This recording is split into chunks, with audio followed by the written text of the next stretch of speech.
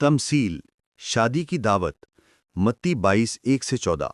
यसू ने फरमाया, आसमान की बादशाही एक बादशाह की मानिंद है जिसने अपने बेटे की शादी की दावत तैयार की। उसने अपने नौकरों को भेजा ताकि बुलाए हुए लोगों को शादी पर बुलाएं, मगर उन्होंने आना न चाहा। बादशाह ने फिर दूसरे नौकरों को भेजा और कहा, बुलाए हुए लोगों से कहो, देखो, मैंने अपना खाना तैयार किया है। मेरे बैल और मोटे जानवर ज़बह हो चुके हैं, सब कुछ तैयार है, शादी पर आओ। मगर कुछ लोगों ने परवाह न की। कोई खेत की तरफ चला गया, कोई अपनी तिजारत की तरफ, और बाकियों ने बादशाह के नौकरों को पकड़ लिया, उनकी बेइज्जती की और उन्हें कत्ल कर दिया। बादशाह को सख्त गजब आया। उसने अपनी फौज भेजी और उन कातिलों को हलाक करके उनका शहर जला दिया। फिर उसने अपने नौकरों से कहा, शादी तो तैयार है मगर बुलाए हुए लोग लायक न निकले। अब सड़कों पर जाओ और जिस किसी को पाओ उन्हें बुलाओ। नौकर निकले और सबको जमा कर लाए, नेक और बद दोनों, और शादी का घर मेहमानों से भर गया। जब बादशाह मेहमानों को देखने आया तो उसने वहां एक शख्स को देखा जिसने शादी का लिबास नहीं पहना था। उसने उससे कहा, दोस्त, तू बगैर शादी के लिबास के यहां कैसे आ गया?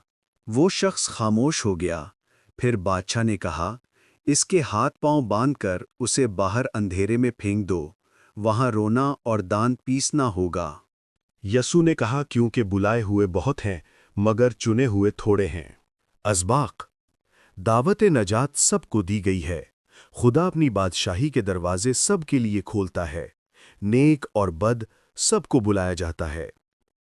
दुनियावी बहाने खतरनाक हैं। कुछ लोग खुदा की दावत को खेत, तिजारत या दुनियावी मसरूफियात की वजह से रद्द करते हैं। खुदा के पैगंबरों और खादिमों की बेइज्जती अजाब लाती है। जो खुदा के नुमाइंदों को ठुकराते हैं वो खुदा के गज़ब का शिकार होते हैं। पाकीज़गी लाज़मी है। खुदा की बादशाही में दाखिल होने के लिए शादी का लिबास यानी पाकीज़गी, ईमान और रास्तबाजी ज़रूरी है। सिर्फ बुलाया जाना काफ़ी नहीं, लायक भी बनना है। मुंतखब होने का मयार दिल की हालत है। सबको बुलाया गया मगर सिर्फ वो चुने गए जो खुदा के मुताबिक तैयार थे। इस तमसील में खुदा वो बादशाह है, यसू उसका बेटा, और शादी आसमान की बादशाही है। खुदा आज भी अपनी दावत दे रहा है।